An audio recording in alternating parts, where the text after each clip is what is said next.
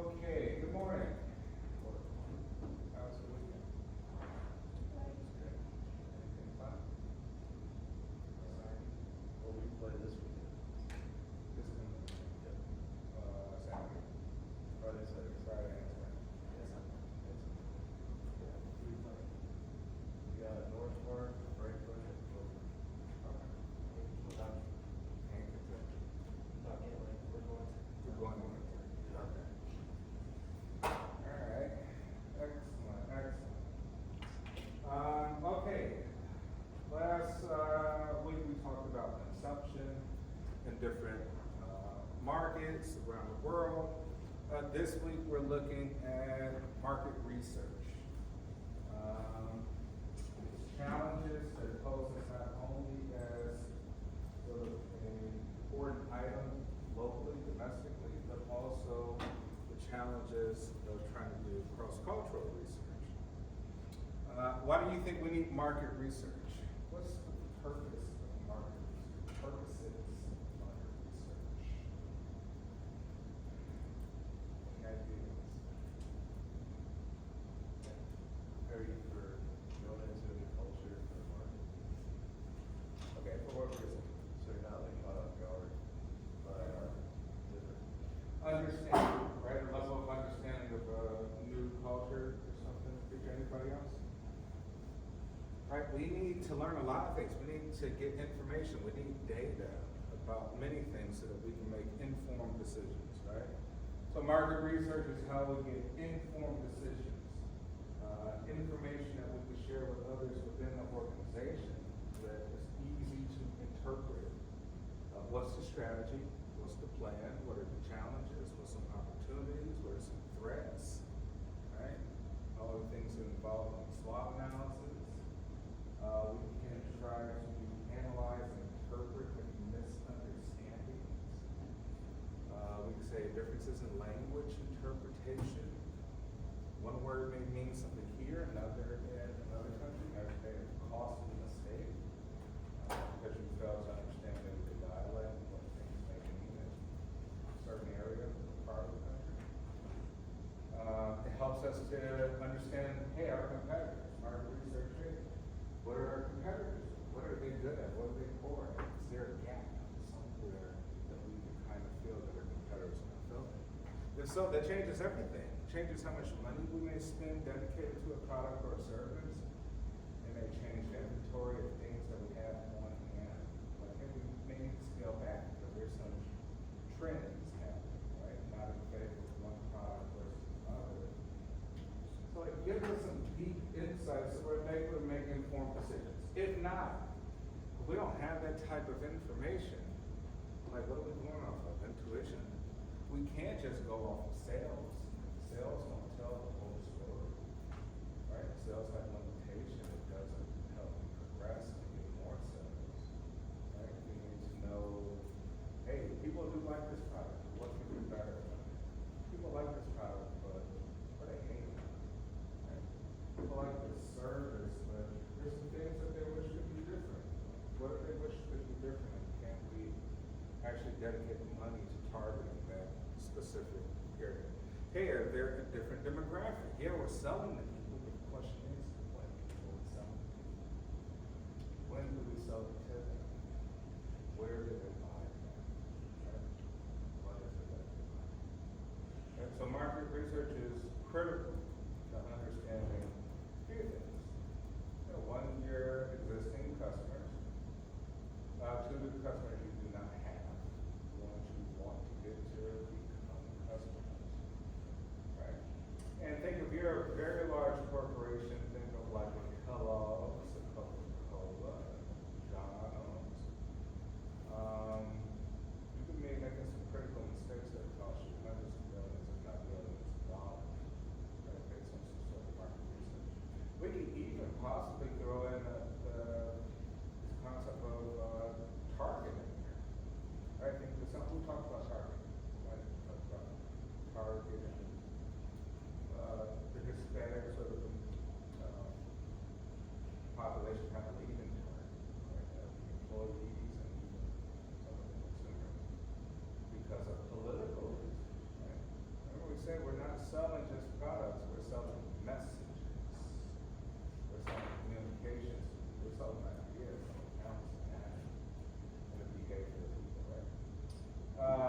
So yeah, so we need to think about that.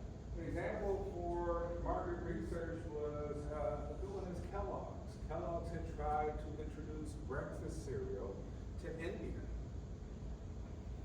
The Indians particularly don't like to kill cows, so obviously having meat is kind of a no-no there, right? But we go to McDonald's, we have other options outside of meat, right? But if we're thinking breakfast, Indians kind of eat things with hot milk, right? You think that maybe potentially like oatmeal and stuff like that, but they're trying to have boxed breakfast cereal. I don't know if that goes well with hot milk. It goes particularly well with egg or cocoa. Right? And so Kellogg's felt like, hey, you know what? Milk is still being used here, so this is a good idea to introduce all the different brands of Kellogg cereal to breakfast in India. It didn't go over well because people don't, this concept of cold milk in the morning, first in the morning, did not resonate with them. Right? It's like Kellogg's didn't do its homework, so they lost a lot of money. Now, what they tried to do after the fact is like, hey, okay, we'll provide information and advertising to be formal.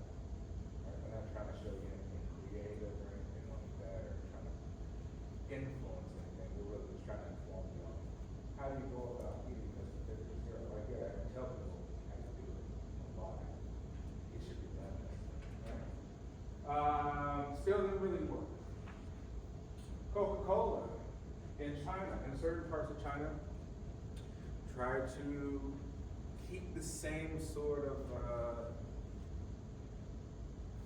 name, right? The Coca-Cola name. And it's just, I think they did it like keep Coca-Cola or something like that. They wanted to keep the name like, transliterated as is and maybe add like an additional component. And I think in large parts of either, I think it was Mandarin, that is translated into like eating a wax tadpole or something. Right? That name, right? Which means that wasn't going to work well. Because think we are, the name, bless you, the name is part of our experience of drinking. When we go to the store and expect a Coca-Cola, we already have to taste what we drink. Right? We see the red color, we see the logo, we taste it before we drink it. Now, if it was a different name, think about it. It won't taste the same. We could do placebo effects, right? We could do blind tests, right? Blind tasting tests. People wouldn't recognize it if you change the label to a few things. It may taste different, even though it's the same ingredient. Right? Part of the entire process, psychological process, eating a tasting ingredient is that we already kind of have a mental concept about it. If we've been conditioned to. There's something new that we're open. There's something we are being conditioned to. We expect it to be the other way, this way, right? So when it comes to cross-cultural market research, it gets a little complicated. It gets a little bit challenging. Let me think if I can think of one more example. Okay, I'll think of something more. All right, so we say, hey, market research is for informed decisions, right? Data, information that can be shared across the company to managers. Things easily put into graphs and charts that everybody, even the layperson, able to read, understand, interpret. We say, hey, there's a research process. There's a process we have to go by. In which case, it could be valid research. It could be reliable research, right? That's a process. So when I understand market research is extremely important for marketers, especially global marketers, it reduces uncertainties and increases knowledge. We want to reduce as many uncertainties as possible, thus we can't kind of just go off intuition about products. Right? We kind of have to get real objective answers from consumers or potential consumers. It's a little bit different culturally speaking. The Japanese, for example, love to ask questions in surveys, focus groups, questionnaires to existing customers only. They want to know kind of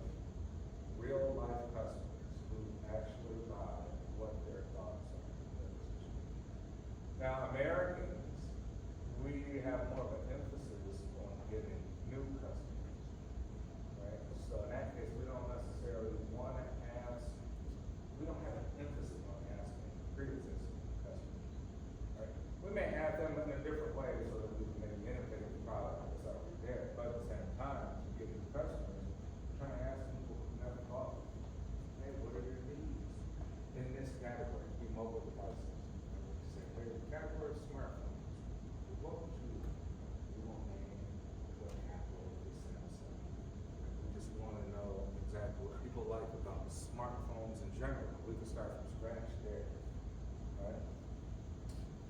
But the Japanese like to ask existing customers, right? What is it they like? What is it they dislike about product or services? Lack of familiarity with customers, competitors, and the market environment of other countries, and growing complexity and diversity of international markets. Information is critical. Researchers are increasingly involved in decision making. Some timely relevant information. Basic concepts may differ, even similar concrete concepts such as sweetener or coffee. I think what the example was, I think maybe in the textbook that you mentioned that a company wants to introduce syrup in somewhere in Scandinavia, like Norway, Sweden, or Finland. And they want to introduce the concept of syrup, right? Unfortunately, like the word syrup in this country was already kind of taken up by like a flavored drink. So they understood syrup as like this particular flavored drink, right? And you're trying to introduce syrup as something, a different category of something, a distinction or something. Another critical mistake, it costs you a lot of money. You're like, that shouldn't happen. You're spending that much money, whoever you have researchers should be able to understand the semantics of the language, symbolisms and meaning, and then interpret it to work right. There's no one think just understanding it, you have to interpret it and put the product out in the market, right? But critical mistake. The functions of similar products may vary across different markets. Remember we said beer. In Europe, many countries produce a lot of beer. A lot of different processes they go by, different types of barley, hops, right? Different kind of flavors added to it, distillation processes, all different types of things. But beer may mean different things to different types of individuals, right? Or different type of markets. Bicycles are different, right? You say, hey, is a bicycle an actual real form of transportation? Sure, in China, that may be the preference for people to get to work, right? Doesn't cost that much money, you get exercise, right? You may actually value your bike, dress it up really nice. But here we might put it more casual or leisure in the United States, right? Maybe that's changing. Maybe we say, hey, with the Uberization of everything, now you see the cyclists, using that as their main mode of transportation. Things are changing for consideration. The world is becoming more homogeneous. We talked last week how democratization of the world, even very heavily religious nations are now becoming very liberal, right? It's always a natural progression to become a one world government because we said human beings have a preference for predictability, familiar, things like that, right? So AI, internet, all this will kind of merge everything into one, right? We would like to have similar products that we share so that we're not too many differences in the way we go about doing things. So in some way, the world is becoming very simpler than it was in the past at a very alarming rate. And with AI, probably the next 10 years, man, we're going to be highly, highly connected in certain ways. Even language, right? There's programs to sort of communicate the language barriers will kind of, feel a kind of lessen to a degree. Local market research infrastructure and local response style may differ, right? Some cultures may feel highly offended if you ask them personal questions, right? What kind of shampoo? What kind of shampoo? Maybe you should look at private experience, right? I can't share that information. Others not so much. Right? Shampoo goes in their private hair, right? So they have to be aware of those distinctions. Right? Some people feel sensitive to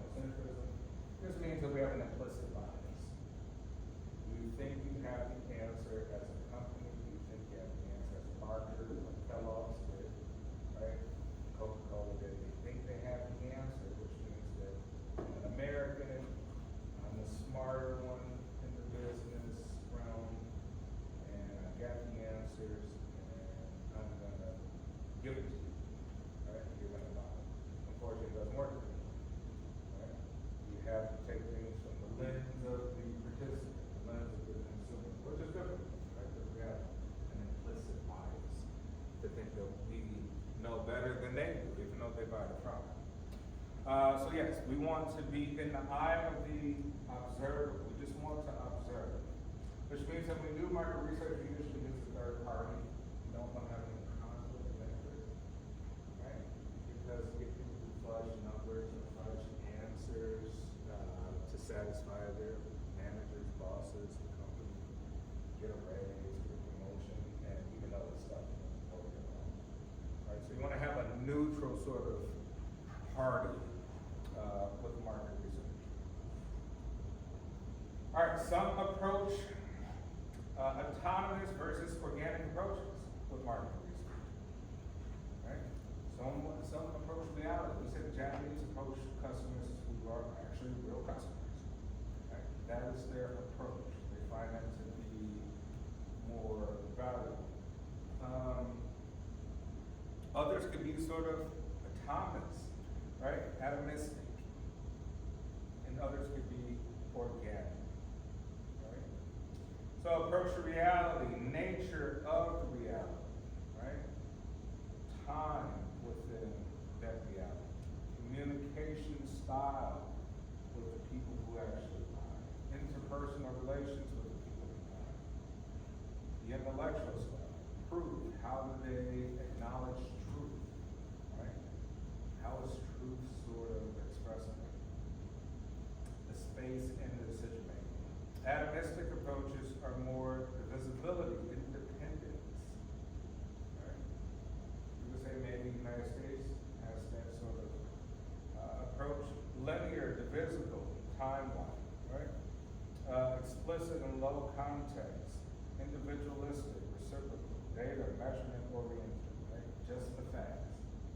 Just the facts. But unfortunately, the facts don't give you all the information. Even if you do have the data, you may still be missing out a key kind of component or feature of the culture on why that happens, right? You can't necessarily tell the entire story with just data. Right? There's other things, descriptive things that are kind of hard to find.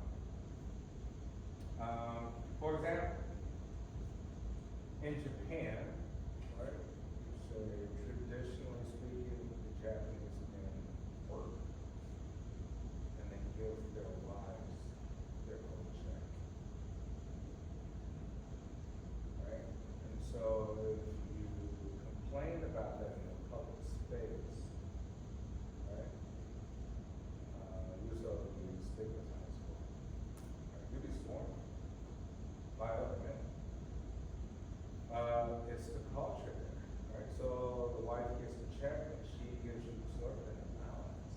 Prepares your meals for the week. She makes sure you're good. But she gives you an allowance. So she kind of controls the financial aspects of the household, right? You know, like that kind of changes everything on, you know, how you view putting products on, right? Maybe even for men, like, hey, maybe they don't have that much disposable income. Maybe things have to be very practical, which means that the men don't splurge like that, right? Because they actually, being teenagers don't want much like that certain budget. But if the men were in control of their own money, maybe they could. I don't know. Maybe they might buy more sports cars or something, right? But yeah, there's a little bit more of conservation, practicality, right? A little bit more practicality. And maybe it's giving more trust to the females in that population too. Right? Because if they're in control of the resources, the finances in the household, they have to do with budgeting, which makes them kind of accountants, right? Financial gurus. Here a little bit different, right? In America, there's maybe the tradition, the expectancy that the man should kind of do spreadsheets, control family finances, investors, find really unique ways to put money, hiring, savings, pay, school, education. Got it. They kind of man kind of as the financial guru, right? Traditions. Yeah. That changes everything too, because maybe like, hey, all these sort of markets and those types of assets may be geared towards men. Predominant. Right?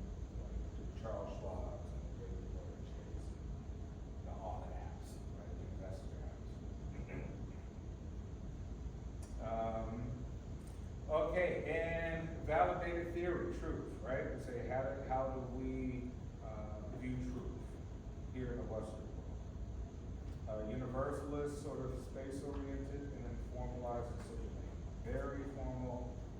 structure. And the data says what it is, this is the process. Anything outside of that, people act like they don't know what you're talking about.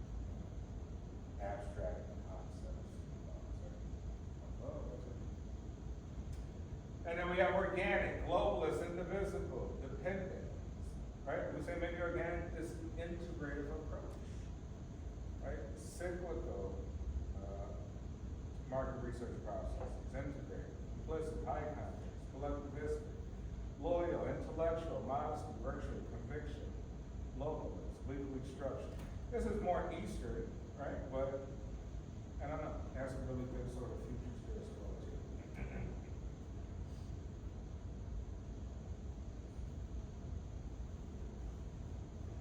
All right, steps in the research process. Who here has actually done real research? Any kind of research? Can you tell me your process? Any research?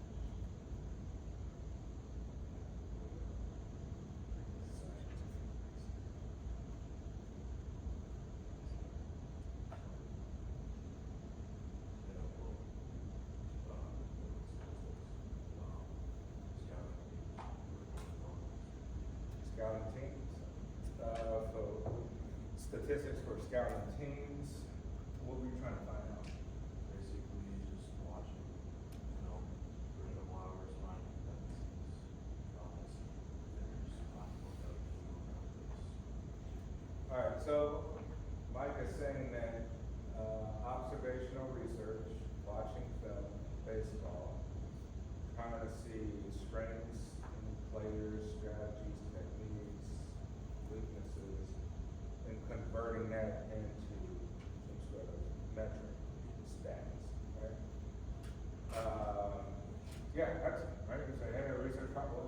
Well, we start with a problem, right? Not necessary. You have to be a problem. We describe it as a problem. Problem, make people more money. Very simple problem. How do we get more money? Problem. How do we get more sales? Hey, how do we enter the new market? Are there any extra markets available? These are all problems for a company if you're there to make money. Right? So we describe a research problem, like with a question, usually. It would be a very simple question, right? Not the symptom of the problem. Right? We want to have established. Broad enough. Influence on local culture, right? Is the problem broad enough for it to actually be a problem? Will the research problem have an influence on the local culture of some sort? 2, determine the sources of information needed to answer the research objectives, right? Are the people available to answer? Do they answer these types of questions? If not, how should we frame the question? Right? Framing is important. What's the approach? How do you approach people with these questions to figure out their thoughts, their brain, their patterns of thinking? Is the information going to be reliable? Are people liars? Not liars in like a direct sense, but liars in their high on agreeability skills. So they don't know how to say no. So they don't know how to say no, they might just say yes. Everything that seems like is a good answer, right? So that they don't come off as jerks. Because in their culture, that's highly frustrating, a lot of tension inside. Right? Here we don't have that problem. Right? In the West, we're broad shouldered, we say what we say, we offensive, but we just know how to say no. Right? We have a direct approach. People actually don't like it when you don't tell them directly. Right? Just tell them the truth. Right? Just tell me directly. And then, some of us do come from these, we have these ethnic backgrounds, right? Carry with us genetically and culturally.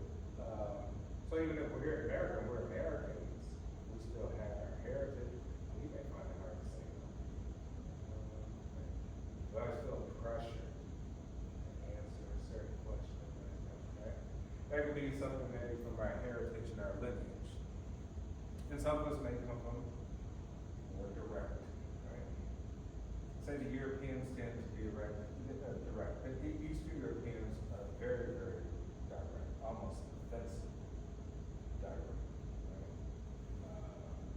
Western Europeans, you know, direct, but maybe not as like brutal as the Eastern Europeans. And then what's the cost? Right? How much is it gonna cost to do this? To put this out? What's the medium of the channel to put it out? Is it a questionnaire? Is it a survey? Is it gonna go through a smartphone? Is it gonna have people call people on their phones? Is it via email? Postcards? Is it something? All right. Should we put up on a kiosk in some stores? How do we do it, and what will that cost to do this sort of research? And then third, we gather the relevant data from secondary and or primary sources. Right, if we say secondary sources, easier to get, government data. Right, go to information on industries and sectors that the government puts out, that different industries put out, right? And all get together, put out a lot of data that's free, open to the public. Maybe you can use that. Maybe that lessens the cost. Maybe integrate a little bit of some primary sources. Right? We say what primary is, provision.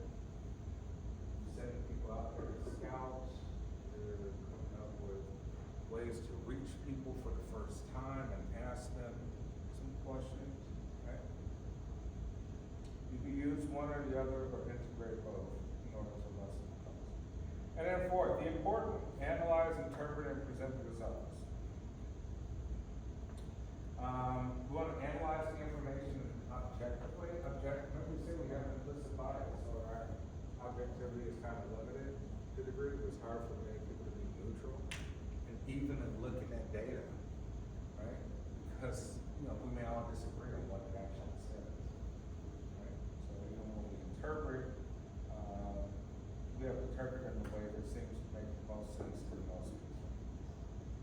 And then we present the results. Present the results saying, hey, what is the decision? We have all this information, all this data, what's the informed decision? We have to execute. Should we do this? Should we not do that? Right? What should we do or not do based on these results? Should we enter this new market? If so, should it only be this group of people? Right? And if it's this group of people, at what price should we enter it? How should we place it as a product or service? Right? All these different sorts of components. Now, in market research, the big thing maybe kind of missing is we need a sample. Right? We need a sample. We can't ask an entire country a question. Why? The entire country are not potential consumers, voicing my components. Right? We should ask people who, to our best of knowledge, represents those who currently buy and those who potentially we could target in some way that be reasonable in terms of potential customers. Right? So we need a sample of those types of people, a little slither, a little piece of the pie to represent who customers are in reality and potential. By the way, who has their little blurb? One, two, three. We want to we'll do you three and Catherine. And then say for Thursday. Okay. All right, so in market research, we said we have problem identification research, right? We have a problem, sales, market, image, branding, right? So we say, hey, market potential, right? We think that we have a product that's great, and there's an untapped market somewhere.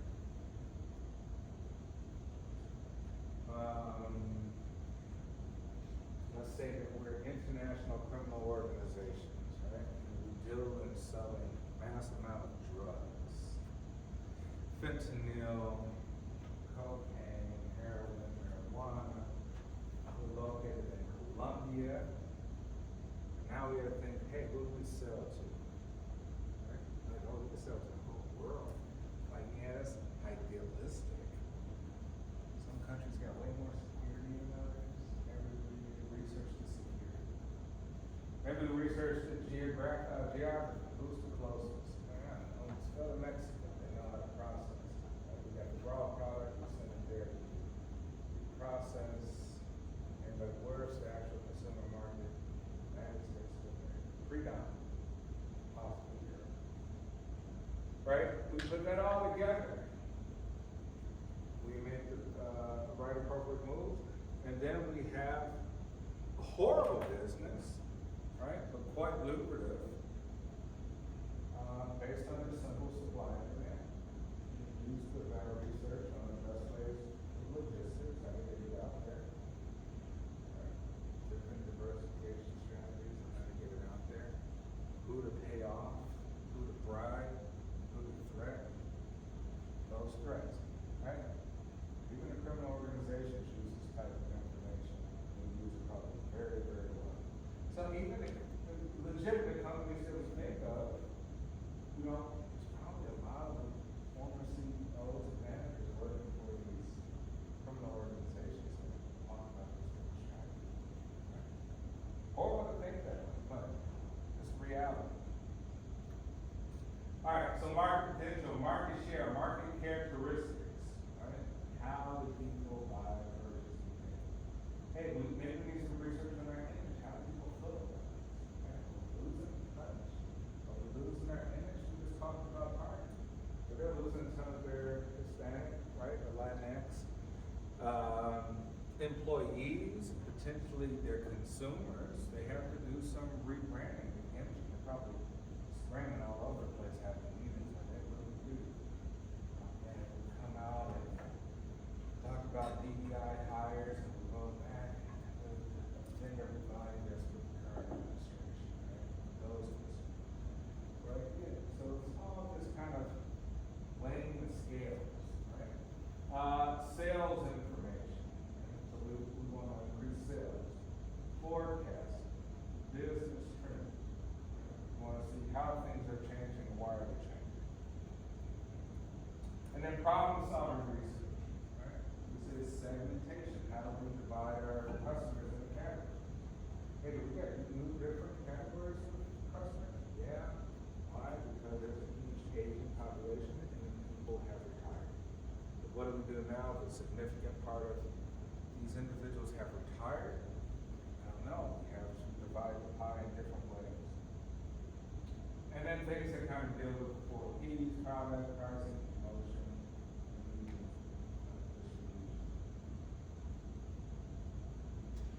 Here's a question. How should one undertake a market survey for instant coffee in a traditionally tea-drinking country? An example would be the UK or Japan. What information and data must be sought? How should the data be collected? Hey, I'll probably give you about 3 minutes to think of get an answer for this. Come up with your own sort of methods. Maybe a research question or a strategy of some sort. Think about this. Right? Instant coffee. Coffee's huge, right? But certain cultures prefer tea traditionally. But coffee's huge. Maybe you're trying to buck the trend. Maybe you're trying to bring an influence to transfer tea into coffee. Or maybe like, hey, don't give up tea, but coffee's a good compliment. What information and data should be sought, and how should the data be collected?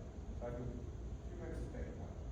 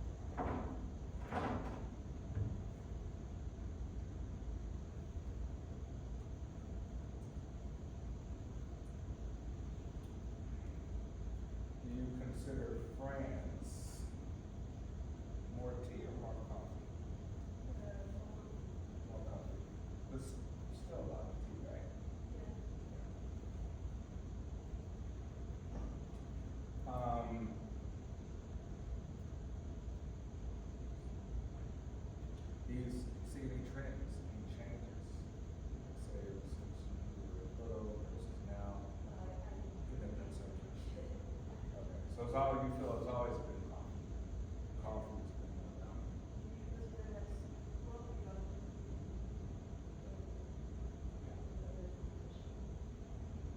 Do people drink coffee for its taste or for the caffeine?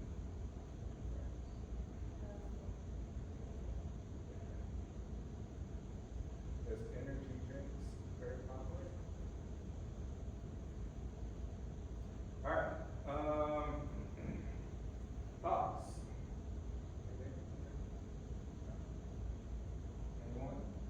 Nope.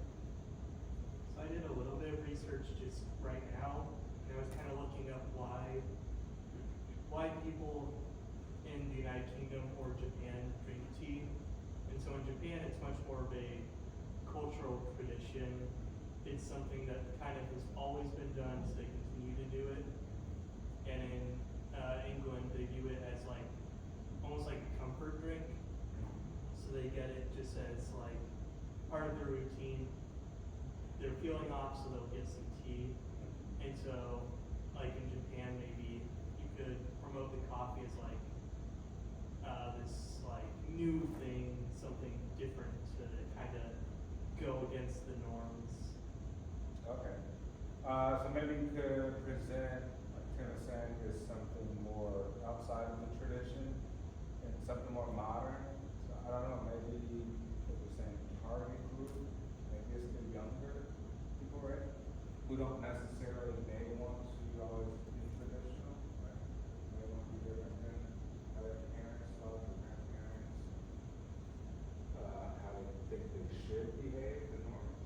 Maybe kind of go out that way. Anyone else? Yes. I think it's important to find out if people are willing to try something new as well. So maybe go to a place that sells tea and ask if they'd be willing to partner and do maybe a survey and see if tea drinkers would like to try something new with coffee. Alright, so like some taste tests, right, or even like a survey already with an existing tea store, brand, company, etc. Right? Yeah. Anyone else?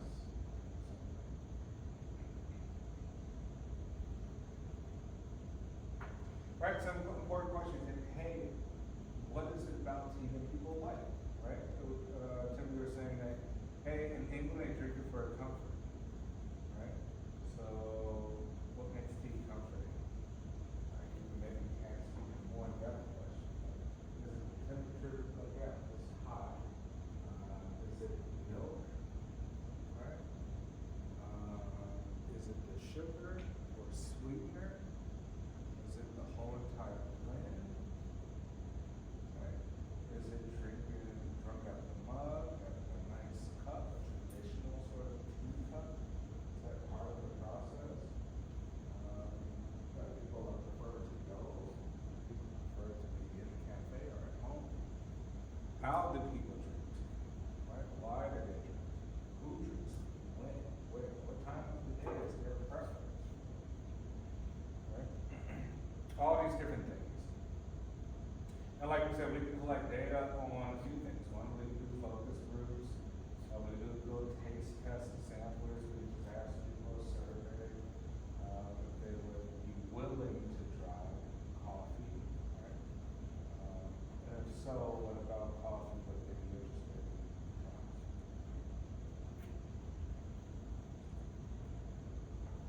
Increase market share for instant coffee. Problem definition. We say traditional coffee drinking country. Recover share of coffee market loss to ground coffee. Okay, so here's the problem, right? Let's say we're in the U.S. And we say, hey, here's the issue. Problem. Recover share of coffee market loss to ground coffee. We produce instant coffee, right?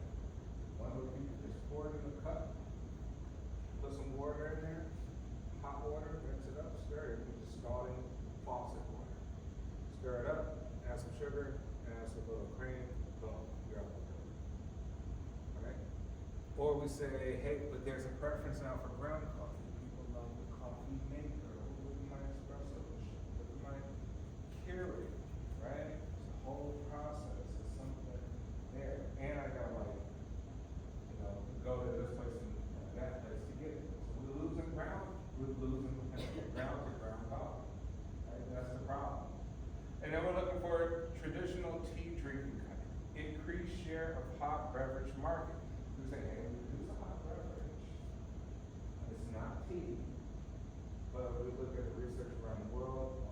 beverages are increasing. But we know that there's still a preference for things that are hot. Right? We don't want the entire pie, we just want to get a sliver of it. How can we approach this to make people want to drink? Right? It's hot. So maybe we start asking questions about everything hot. Every hot drink, hot beverages. Example of instant coffee. For the same amount of water, Italians use a minimum of 3 grams of instant coffee. The French use about 2 grams, right? So we say, hey, Italians really do have that espresso thing now, right? Very huge hit of caffeine, right? Double shot, triple shot. So Italians like more caffeine than the French. Americans use about 1.2 grams of instant coffee. So maybe we don't have a, because you know what, like the more coffee, it kind of changes the taste too, right? The more strength of the coffee changes the taste. So I have a preference, you know, we probably all have preferences for Starbucks and Dunkin' Donuts, right? Who's Starbucks and Donuts? Who's a Starbucks? Starbucks coffee or Starbucks fruit drinks, right? Now who's Dunkin' Donuts? Right? I have a preference. I actually think Dunkin' Donuts do have. Well, Dunkin' Donuts, their normal coffee, I think actually has more caffeine than Starbucks normal coffee. But Starbucks always have like the other things that have the shots, which gives it an edge, right? Anyway, it changes the taste profile. So you say like, hey, maybe in America we like a little less, right? Because we like our coffee kind of diluted. We want to taste some sugar and cream more than the coffee, right? We like to taste some sugar and cream actually more than actual coffee, right? So we consume it differently. Instant coffee has increased more in countries where people traditionally drink tea. UK and Japan, for example, where kettles for boiling water are more normative than coffee makers, especially automatic drip coffee machines. So we say in the UK and Japan, usually there's some boiling water, but not the machines, right? Not the machines.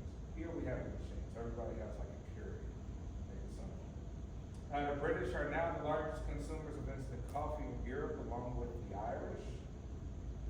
There's a conceptual equivalence issue. Is instant coffee real coffee? Right? Is instant coffee real coffee? This ain't real roasted ground coffee.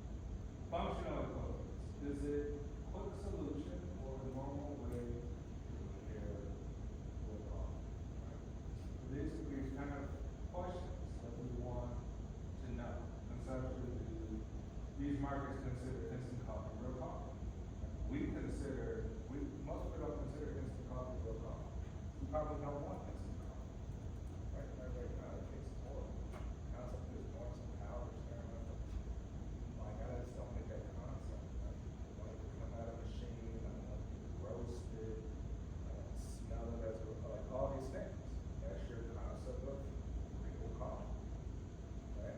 So we gotta try to understand is that the same for the British and the Japanese as well too.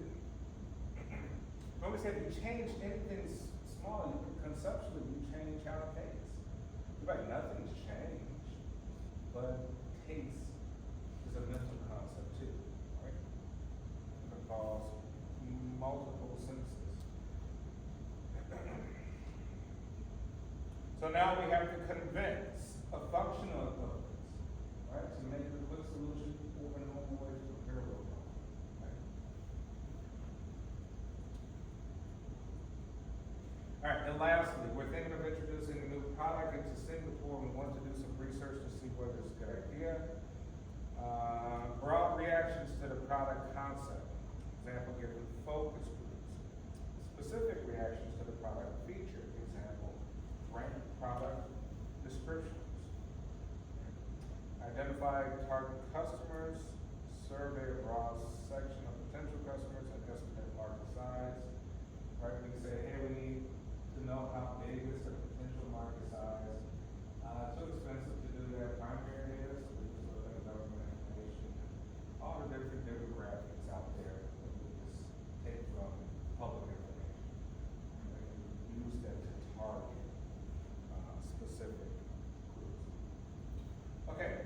off here and we'll take this back up on Thursday. So we'll have a little blurb.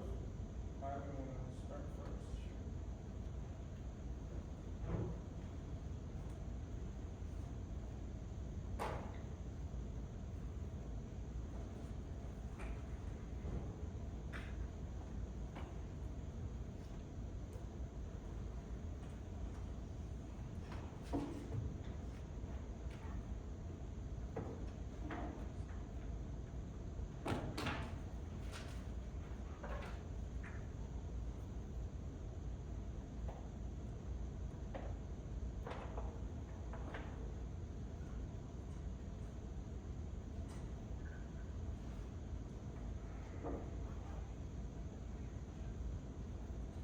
I did mine on the record high price in eggs right now. A little background, egg prices in the US reached an all-time high of $4.95. And this was posted on, it was the January 13th. Key factors, the bird flu outbreak, optimism is 2022 leading to, over 22 million birds slaughtered due to this. Basically, the bird flu is just like it sounds. It's a flu among birds. It's very rare for people to actually get bird flu, but it can happen. This is causing a high demand for the eggs, which is another key factor for the price increasing. Inflation, cage-free egg laws, and supply chain issues. Future outlook. The United States Department of Agriculture predicts egg prices may rise another 20% in 2025. Consumers should expect continued volatility in prices and potential shortages. How's this, like, what areas of the market I think is impact? Just the households that buy eggs or? As right now, the growth in our household, but then use like businesses that require eggs to make their product, like bakeries and stuff like that. Yeah, you think about like the number of product categories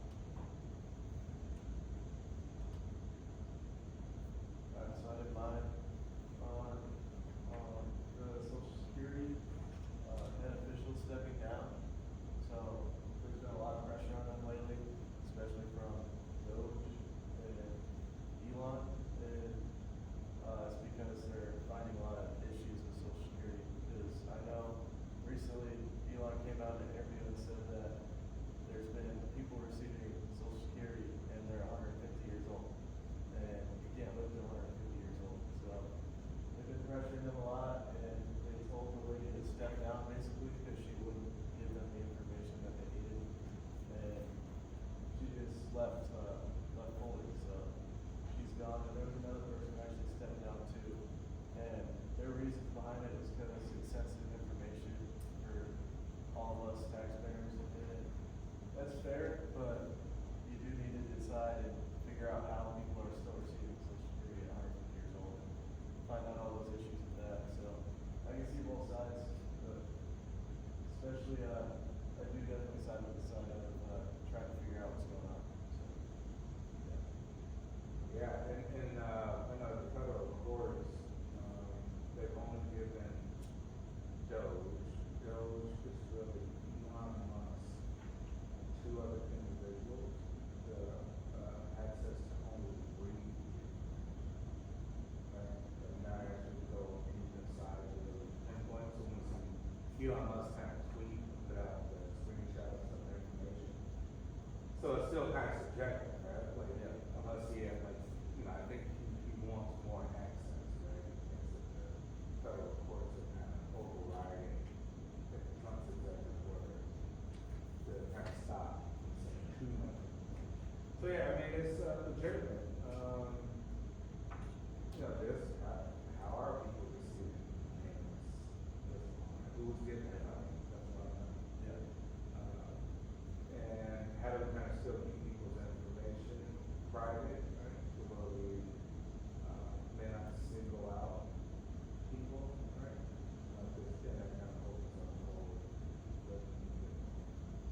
Yeah. All right, good. Anybody have anything on this? Share your thoughts? Yeah, entitlement benefits.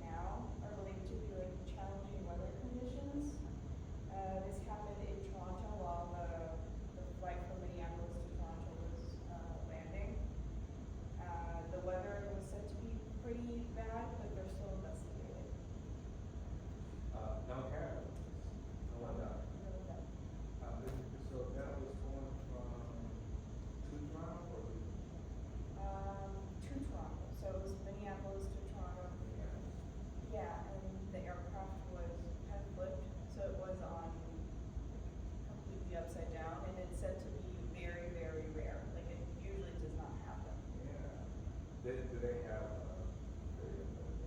have you seen? Yeah. Yeah, I didn't even know about this. Like, I didn't even know about this. I knew about all the other branches. It's not Texas. Okay.